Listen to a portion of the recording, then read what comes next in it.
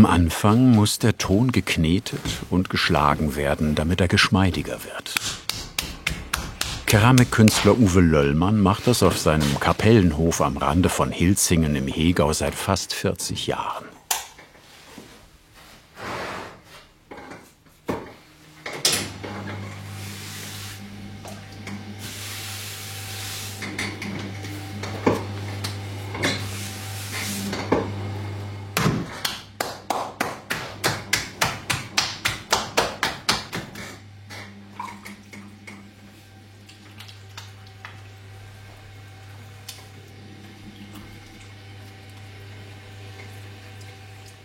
Ich spüre so, was der Ton machen kann und lasse das dann einfach erstmal geschehen und greife dann noch ein bisschen ein. Aber es ist schon Zufall, dass es richtig gut wird. Und wenn es nichts ist, dann die werden dann wieder eingestampft. Die Teeschale, die er heute machen will, wird in Japan Chawan genannt. Teeschalen in dieser Art haben eine große Bedeutung dort. Das Ziel ist gerade nicht, eine besonders glatte Schönheit zu erzeugen.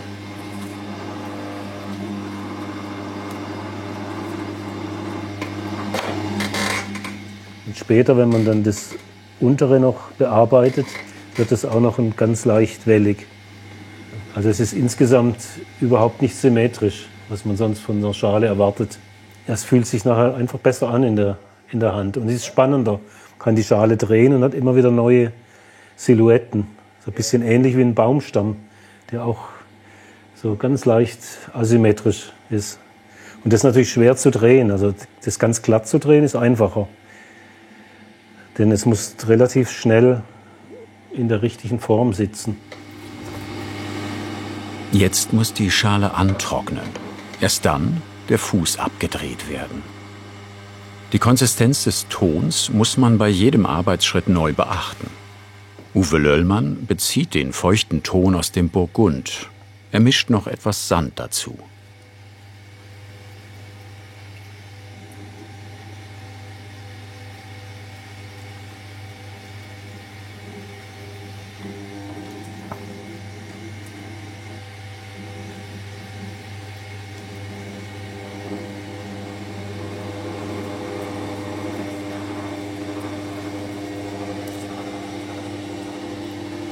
Nach Möglichkeit entstehen ganze Serien. Ein paar Dutzend Schalen zum Beispiel an einem Tag. Längst nicht alle werden gebrannt.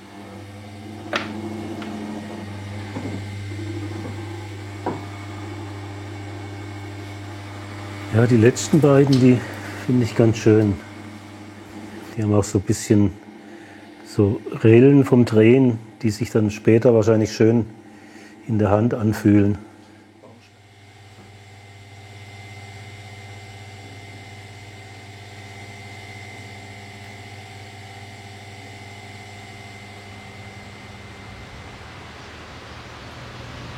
Hier in der Werkstatt sind auch schon sehr viel größere Stücke entstanden. Das geht dann nicht auf einmal, sie werden in Schichten aufgebaut. Und beim Brennen bekommen sie manchmal Risse.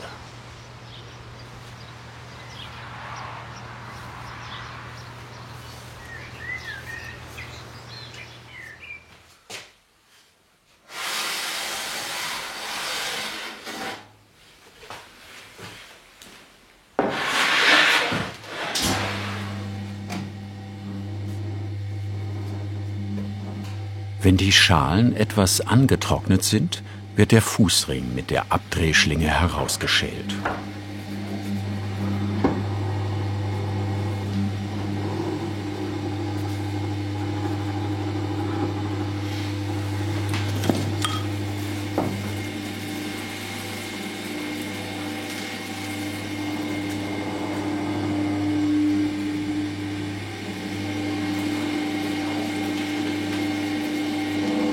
Und dann ist noch etwas sehr wichtig.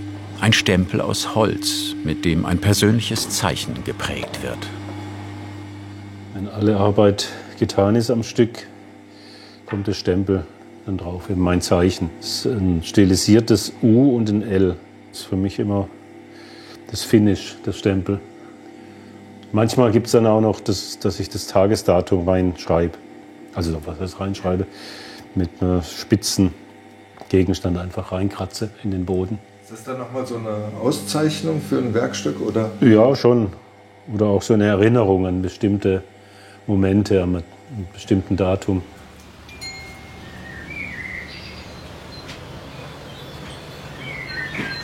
Das Atelier ist direkt neben dem Ofen. Die Schalen werden auf Brettern hierher transportiert. Und am Ofen findet die erste Auswahl statt. Was dem Töpfer nicht gefällt, wird wieder aufbereitet. Oh, die ist nicht mehr gut? Ja, die war nicht so schön. Ich möchte halt bei den Schalen nur die wirklich schön in den Ofen reinsetzen. Tut das dann weh, wenn man da eine wegmacht? Nö, ich drehe immer sehr viele Schalen und dann kann man wirklich so aussuchen, was man jetzt noch reinsetzt. Da sehen wir noch die da. Die ist auch nicht so toll da. Wenn man sowas wegbricht, dann muss man einfach nicht mehr drüber nachdenken, dann ist es erledigt. Ich glaube, das ist eine ganz schöne.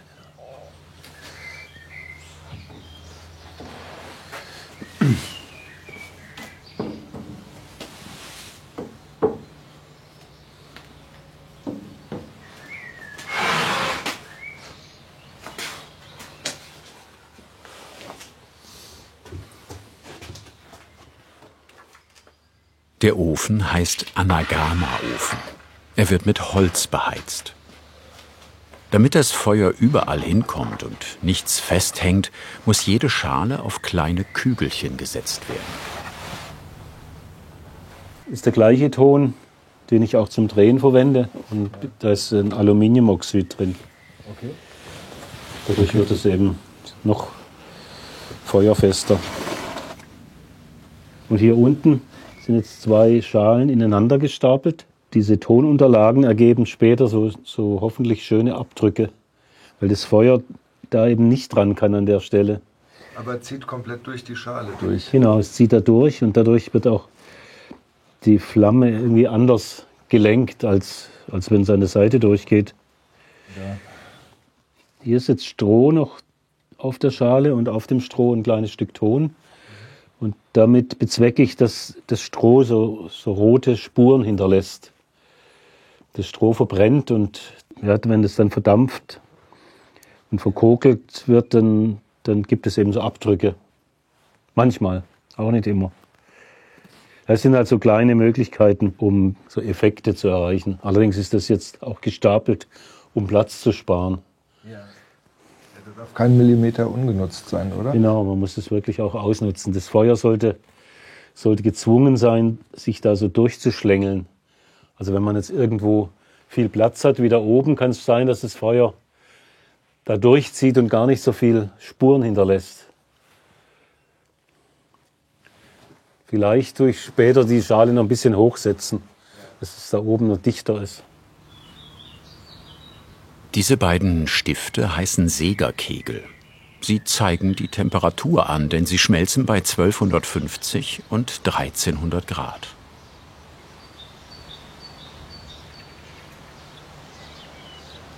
Eine Woche später blüht der Mohn und der Ofen ist fast fertig befüllt.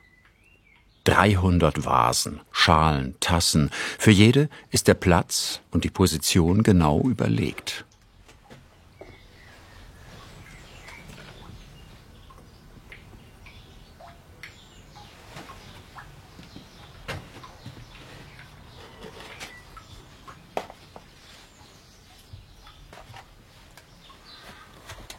Wenn ich so richtig rumdrehe, dann fliegt da so viel rein, sonst ist innen so ein ganzer See nachher mit Asche. Und die kleben auch dann meistens sehr stark fest und so fließt es dann umgekehrt und gibt oft so einen ganz schönen Verlauf dann. Die Platten sind zum Schutz für die Kanten, weil das Feuer später so aggressiv ist, dass das hier alles schmilzt und runtertropft. Ah, das ist der Platz, wo direkt das Feuer dran Genau, kommt. da ist es eben extrem heiß und sehr viel Asche fliegt. Ja. Und hier dieses Pulver, das ist Aluminiumoxid, Ja. dass die einigermaßen leicht aus dem Ofen nachher rauszunehmen sind. Also oft muss man hier mit dem Meißel die lösen. Okay. Also das hier vorne ist eigentlich alles ziemlich verklebt in der Regel. Das wird alles jetzt einen riesen Feuersturm erleben. Genau. Die Teeschale machen wir auf einen kleinen Ständer, damit sie später nicht im Ofen festbackt.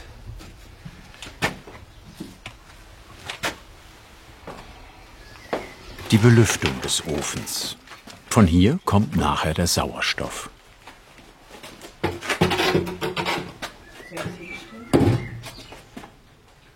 Genau, die japanischen Handschuhe, die doch alle anhaben, der Busfahrer, die Arbeiter.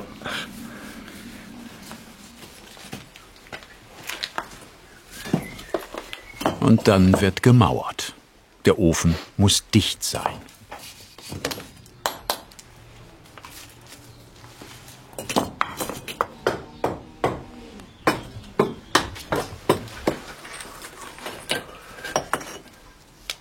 Lass nochmal runter. Da kommt nachher die Tür hin. Hier kommt nachher das Holz rein. Perfekt.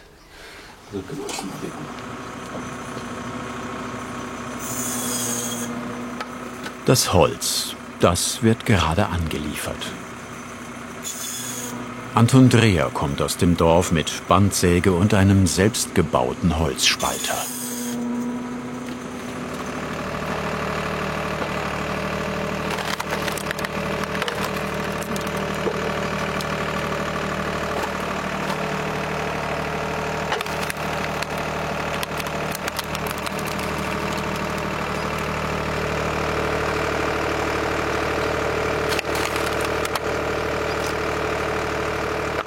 Kiefer, Fichte, Pappel. Alles, was schnell verbrennt und raucht. Denn das bringt Asche in den Ofen und auf die Keramik. Insgesamt 25 Steher etwa, was wir brauchen. Und das können wir jetzt halt direkt hier vom Haufen dann auf den Schubkarren laden und immer, wenn wir es brauchen, am Ofen dann verfeuern.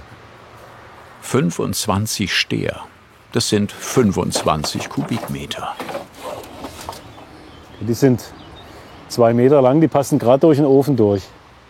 Kann man dann so schön reinschieben und Also dann von der brennen die Seite ab. aus, oder wo? Da von der Seite, von diesen Luken.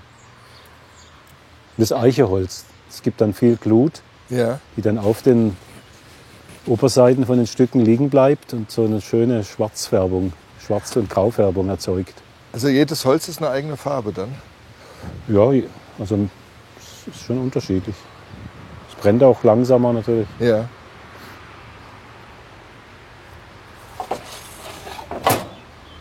Das Eichenholz ist, das habe ich durch Zufall eigentlich entdeckt, das ist von einer Sargfabrik. Sind das die Abschnitte von den Brettern, die sie für die Särge brauchen. Und da muss ich mir immer einen schönen Vorrat zulegen, weil das relativ selten zu kriegen ist, weil man immer so viel Eichensärge macht heutzutage.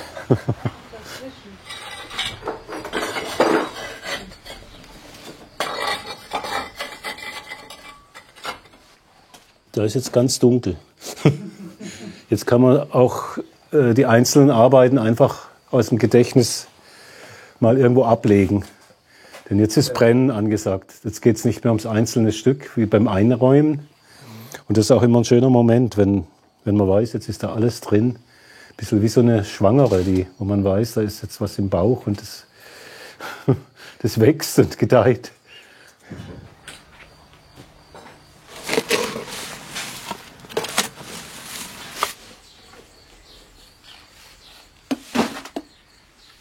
Der Eingang zum Ofen ist zugemauert und wird sogar noch verputzt, damit die Wärme drin bleibt. Der Putz besteht aus Ton und Sand. Er soll extra nicht so fest haften. Der Eingang muss ja auch wieder geöffnet werden.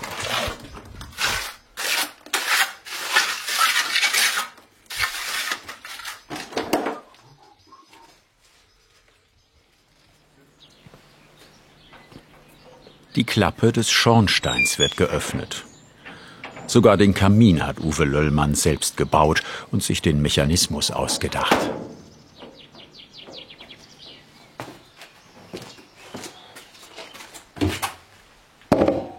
Und dann kann angefeuert werden. Ja, dann komm mit Stiel. Zuerst eine kleine Gasflamme. Die läuft die erste Nacht zum Vorwärmen.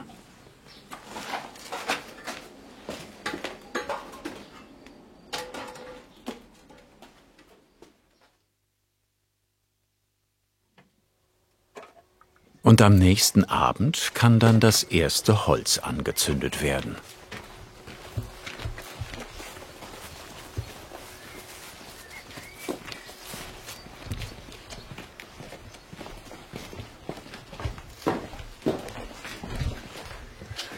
Zuerst wird die warme Luft durch einen kleinen Vorbau in den Ofen gesaugt.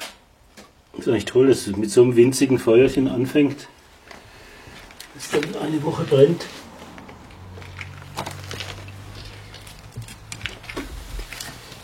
Wir haben ja über Nacht die Gasflasche mit dem Strahler da drin gehabt und das reicht schon, dass der Ofen ein bisschen angewärmt ist innen drin. Und dann gibt es eben da schon guten Zug, dass die Flammen auch jetzt reingehen können.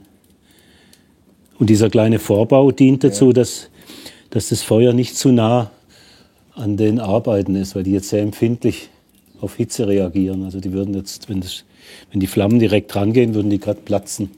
Ach so, das ist jetzt noch ein Schutz. Ah. Und hier kann man halt noch ein bisschen justieren, dass man es auch ein bisschen rausnimmt, falls es mal zu stark brennt.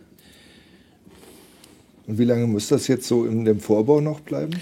Das bleibt jetzt etwa einen Tag lang da vorne drin. Und dann wird es hier so unbequem zum Heizen, weil man muss dann schon viel mehr reinlegen und dann kann man hier durch die Klappe, durch die dann das Holz reinwerfen. Und der Ofen saugt sich das Feuer jetzt richtig an? Ja, der ist jetzt hungrig und möchte jetzt ganz, ganz viel Holz auffressen in einer Woche. Eine Woche wird der Ofen brennen.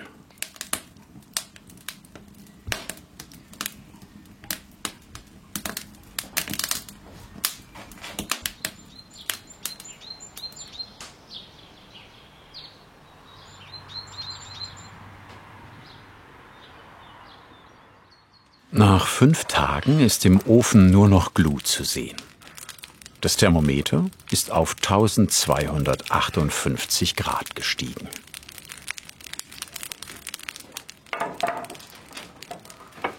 Uwe Löllmann muss Ziegel vom Dach nehmen, um die Hitze rund um den Ofen besser abzuleiten.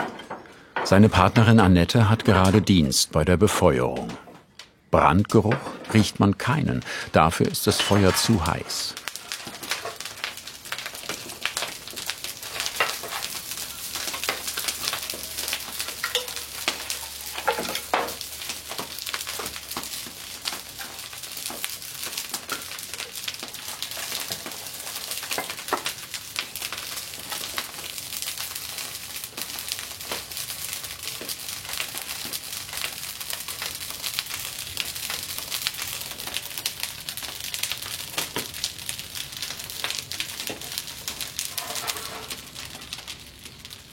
Immer beim Ofen anzünden kommt das neue Datum an die Wand.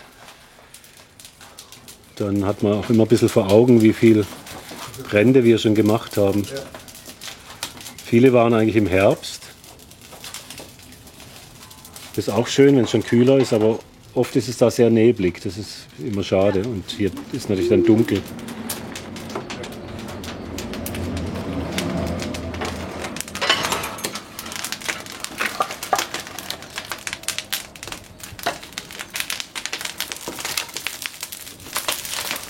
Der Schutzschild ist fantastische Errungenschaft. Also da ist dahinter richtig kalt. Ja, ja. Okay. Und das ist eigentlich auch ein bisschen gefährlich. Dann denkt man, es ist überall kalt und merkt gar nicht, dass die Kleidung vielleicht schon richtig heiß ist. Meistens merkt man das an den Handschuhen. Ja. Wenn man zu nah dran geht, dann schröckeln die, gell? Dann hat man nachher Handschuhe, wo man nicht mehr reinpasst.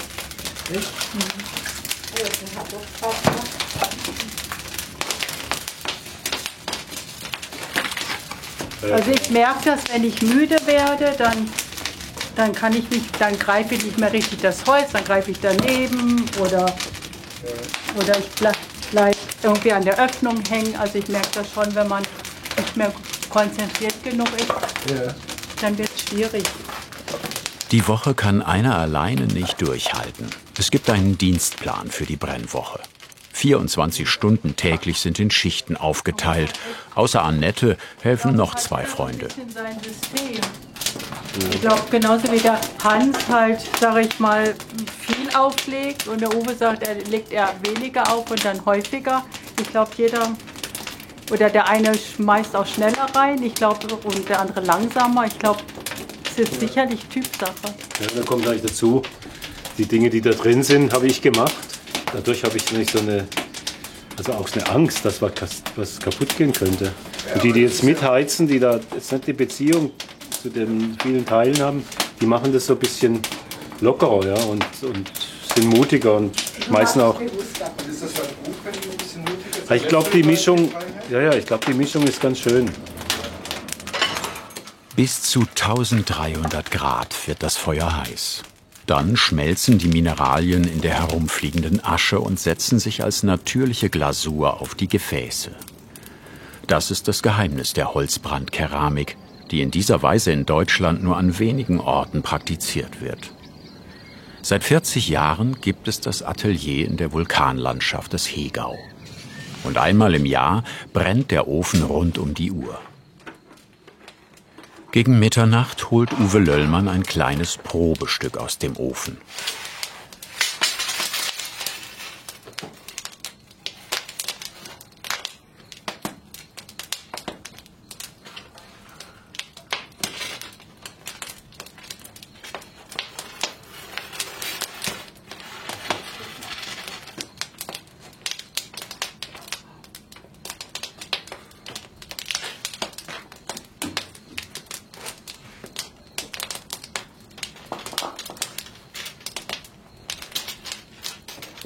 Und während der glühende Becher im schnell gebauten Schutzraum langsam abkühlt, kommt man wie an jedem Lagerfeuer ins Erzählen.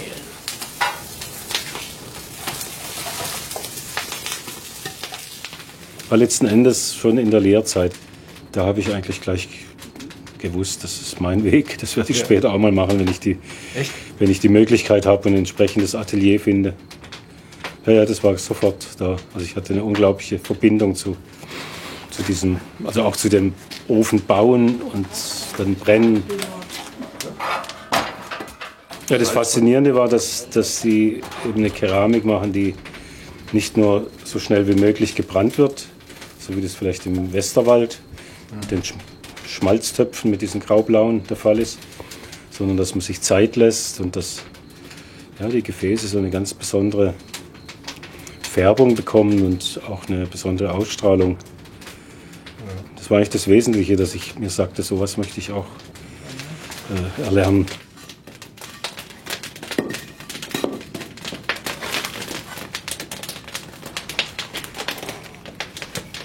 Schon ganz kalt.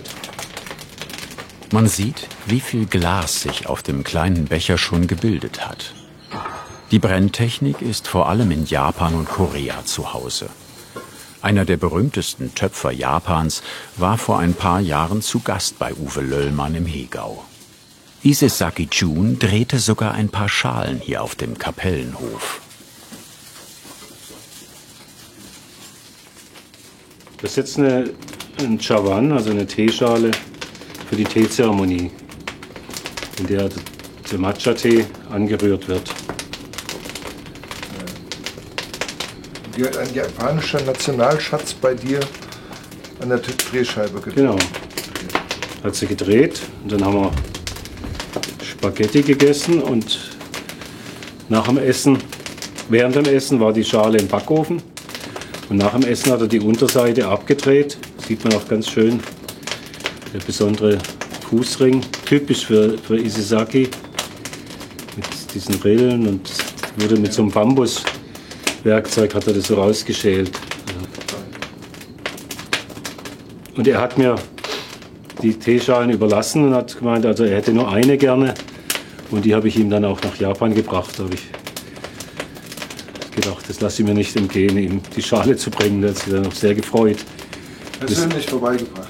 Und das Erste, was er dann gemacht hat, nachdem er sich bedankt hat, hat dann so probiert, Ja. wie sie so am Mund liegt.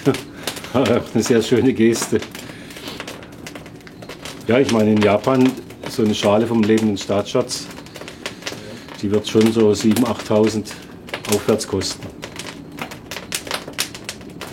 Japan ist für die Keramik wie Frankreich und Käse. Also das ist eben auch, sagen wir, das ist so was Einzigartiges. Also wenn man da durchs Land reist, dann denkt man, als Töpfer ist man so irgendwie richtig platziert und das ist ein toller Beruf. Kommt man dann wieder zurück und merkt, dass hier einfach nichts ist. Also hier gibt es auf dem Bahnhof keine Galerie, wo Keramik verkauft wird. Dann fällt man eigentlich schnell in ein tiefes Loch, muss sich da wieder irgendwie rausbegeben.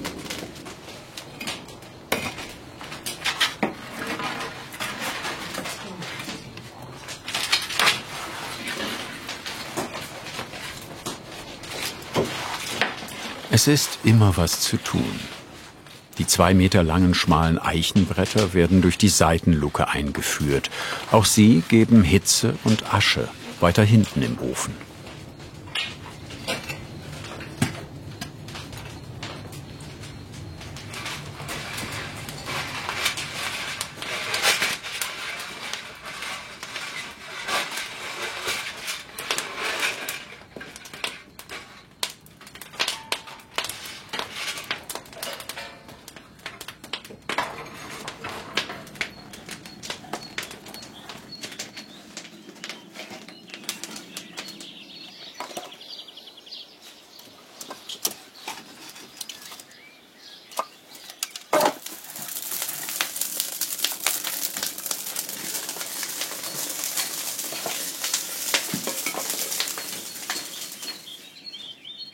Und irgendwann ist die Nacht rum. Schichtwechsel um 5 Uhr morgens. Der Kapellenhof hat da eine ganz eigene Stimmung. Super.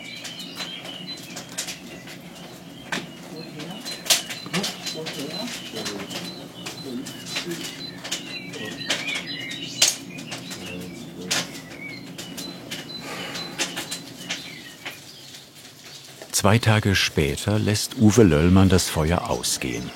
Und dann heißt es warten, bis die Gluthitze nachgelassen hat. 10 Tage dauert das. Dann kann der Ofen endlich geöffnet werden. Das ist ja nur so eine Tonschicht, mit der wir zugemauert haben. Die geht jetzt dann auch ganz leicht weg. Das ist nicht so arg staubt, da muss man ein bisschen nass machen.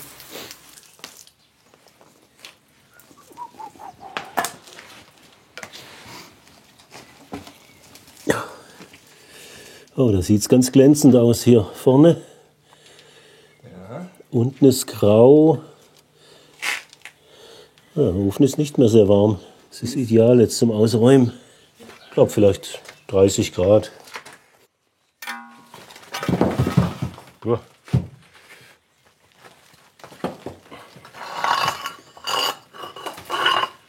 Ja, das sieht man jetzt an der Innenseite, dass die ganz schön verglast sind durch das lange Brennen.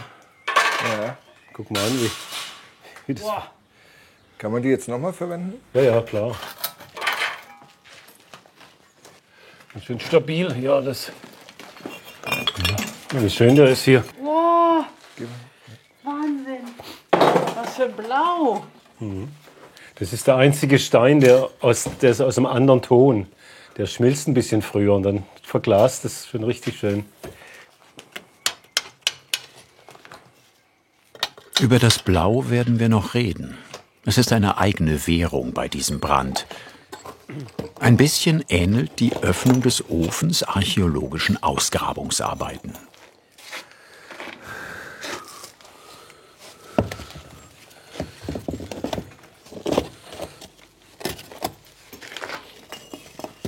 Eine ganze Menge Asche, die da noch liegt.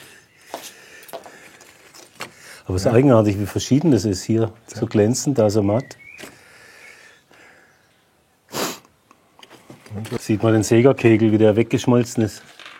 Das ist interessant, jetzt wo so ein bisschen Licht auf die unteren fällt, merkt man, dass es nicht einfach nur grau ist, sondern so ein vielschichtiges Grau, Braun, Gelb.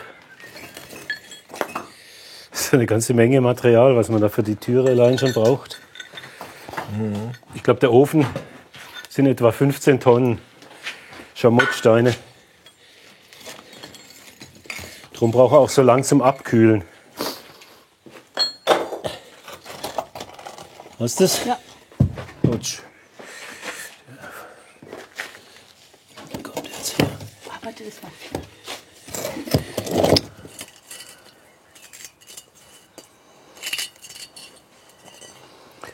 Ja. Nur aufpassen, ist alles ziemlich scharf. Ja, das machen wir später.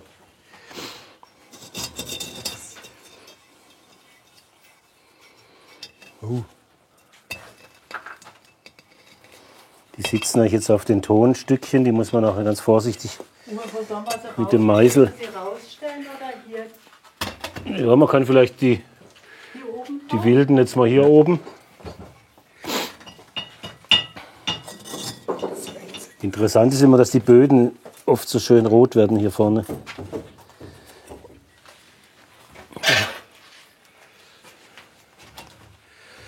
Das ist ganz anders hier.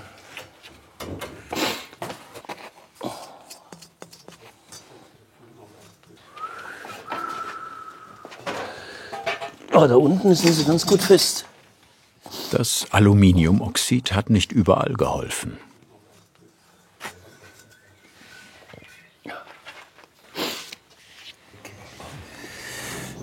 So.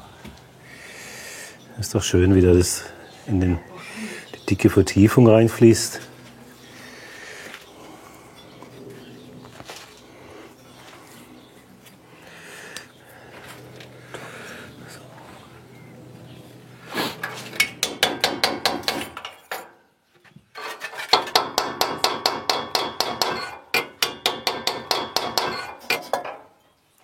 Die Schalen sind nach 10 Tagen im Feuer sehr hart gebrannt. Ist er heil geblieben? Ja, Jetzt halten sie auch einen Perfekt. Schlag mit dem Meißel aus. mit einem kleinen Tropfen am Rand. Nimmst du gerade mal? Jedes Stück sieht anders aus und hat sich anders entwickelt im Feuer, manchmal überraschend. Aber hier gibt es ein ganz besonderes. Das ist ja schön mit den hellblauen Tropfen. Dank der hohen Temperatur entsteht so das Bläuliche. Das ist auch selten, oder? Ja. Das ist vielleicht das Einzige. Ja, hier ist zum Beispiel ist der Tropfen nicht bläulich, sondern matt.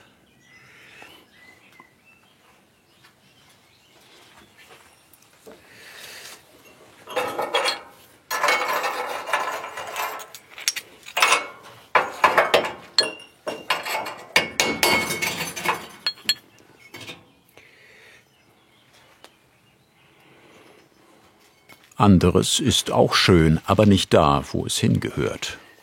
Der Ascheanflug hat auch hier die blauen Tropfen entstehen lassen. Allerdings ist jetzt die Vase mit der Halterung verschmolzen. Das bekommt man nur schwer getrennt. Das ist schön, leider ein bisschen festgeklebt an der Unterlage. Ja.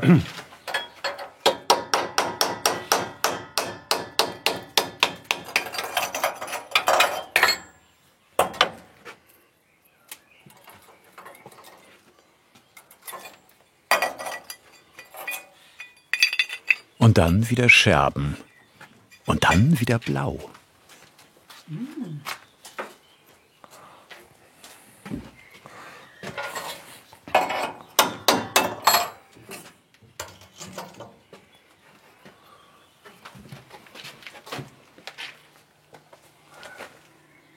Ein schöner Tropfen.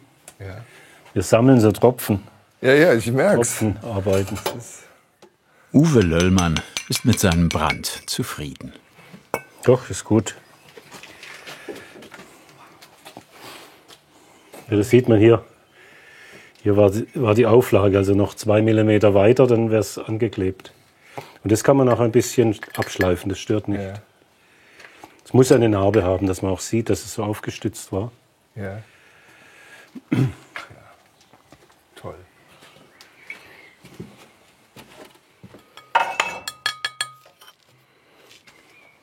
Muss nur vorsichtig sein, weil das alles sehr scharfkantig ist, sich nicht schneidet.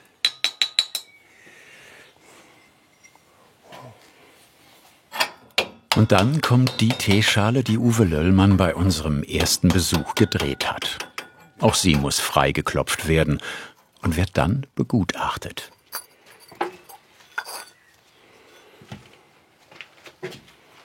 Hat er doch schönen Anflug. Und dann eine Seite so matter, eine Seite glänzend.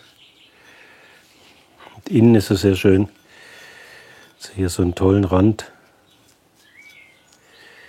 Es ist eigentlich viel Asche reingeflogen, die hier so einen kleinen See gebildet hat.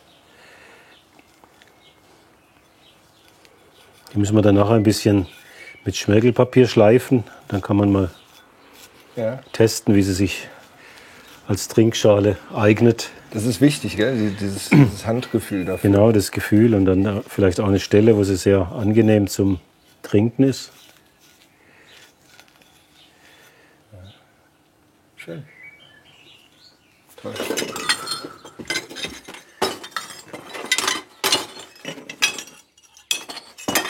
Die Dinge sind geformt. Und das hat ja ein anderer, das stammt ja nicht von mir, das stammt ja aus dem Feuerprozess. Und das ist eigentlich wie wenn jemand anders jetzt da eingegriffen hat. Und jetzt muss man wieder von Neuem so eine Beziehung aufbauen zu dem Stück. Und da ist die interessanteste Ecke? Du guckst immer da unten in dieses... Also im Moment denke ich, dass hier ganz interessante Arbeiten sind. Und unten sind sie so eher wild, in der Mitte sind sie... Genau, unten haben sie diese Grautöne.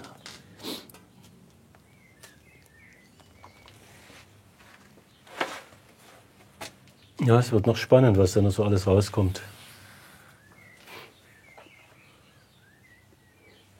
Aber es ist halt immer nur ein ganz kleiner Teil des Ganzen, was nachher auch so wirklich allererste Klasse ist. Machst du dann noch Sachen davon wieder kaputt? In der Regel schon. Also so ein Drittel. Ein Drittel? Ein Drittel schlage ich mit dem Hammer in kleine Scherben. Warum? Ja, ich finde sie dann einfach nicht gut. Und es hat auch keinen Sinn, wenn man zu viele Sachen im Haus hat. Das erdrückt einen nur. Es ist besser, man kann sich auf die Guten fokussieren. Und das geht eigentlich nur, wenn die anderen weg sind. Also man muss, so weh es tut, man muss sie einfach eliminieren. Aber da dürfen wir nicht dabei sein. Nee, das ist top secret. Das mache ich nur, wenn alle aus dem Haus sind. Denn das ist schon auch irgendwie eine brutale Sache, wenn man da mit dem Hammer drauf losgeht.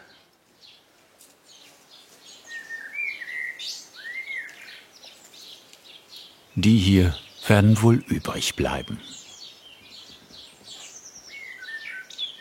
Was ist das Blau eigentlich? Ich weiß es nicht. Meistens ich schätze mal, dass es ein bisschen Eisenoxid ist, das in der Asche drin ist. Aber in der Asche kann so viel sein, je nach Standort vom Baum. Du hast ja kein Eisen reingemacht jetzt. Nee, das kommt halt durch den Standort. Aber es ist vieles dabei dieses Mal, oder? Mhm. Der ist auch so bläulich.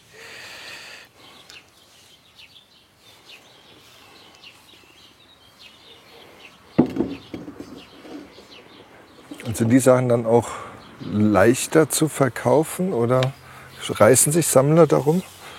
Also die mit den blauen Tropfen, das ist schon sehr beliebt. Ja. Sind halt auch selten. Gibt es halt nur im vorderen Bereich vom Ofen. Und dann muss man froh sein, wenn sie nicht verletzt sind.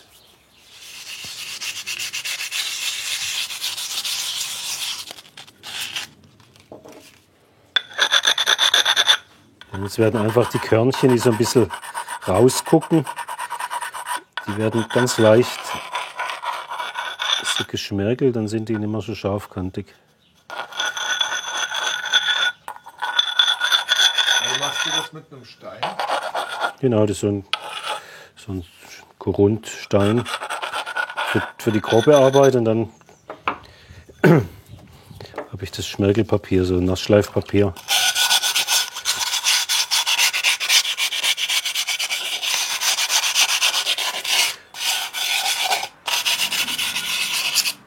Und der Rand ist natürlich ganz heikel, denn dann sind ja später auch die Lippen dran beim Tee trinken. Da spürt man dann doch jedes Körnchen, was rausguckt. So eine Schale wirkt eigentlich so ganz einfach. Man hat nichts, also es ist nichts versteckt, alles ist sichtbar. Im Gegensatz jetzt zu einer Vase, wo das Innere eigentlich nicht so wichtig ist.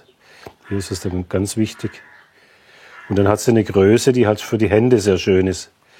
Dass man dann den Tee, den Matcha-Tee wirklich so in 2, 3 Schlucken so genießen kann. Wie liegt sie in der Hand? Die liegt gut in der Hand. Die ist ganz klein bisschen oval. Wahrscheinlich, weil das Feuer und die Hitze auf dieser Seite am stärksten eingewirkt hat. Ja. Und das hat sie so ein bisschen oval gedrückt. Und das ist natürlich für die Hand ganz schön. Die liegt dann schön in der Hand. Und jetzt ist sie fertig. Die ist jetzt fertig. Jetzt können wir mal einen Tee draus trinken. Sozusagen die Einweihung.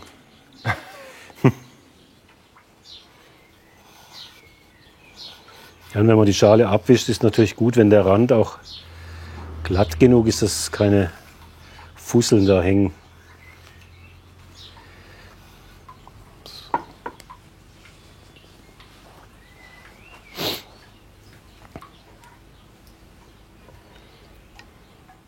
In Japan würde der Teemeister jetzt eine lange Zeremonie veranstalten. Aber worum es geht, merkt man, wenn Uwe Löllmann in der Teeschale, der Chawan, einen grünen löslichen Tee, den Matcha, zubereitet.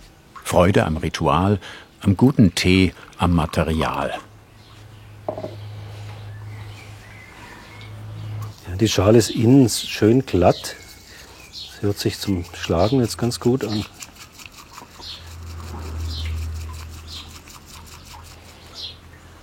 So, Annette, darfst mal trinken.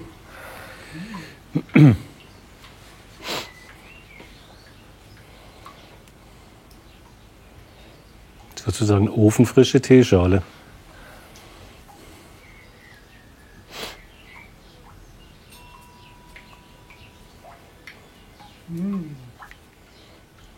Am Ende sind 40 Jahre Handwerk und eine kleine Ewigkeit im Feuer genau dafür da. Sie helfen, wenn man eine gute Schale Tee zubereiten will. Mhm. Lässt sich sehr gut trinken, gell? Liegt schön in der Hand.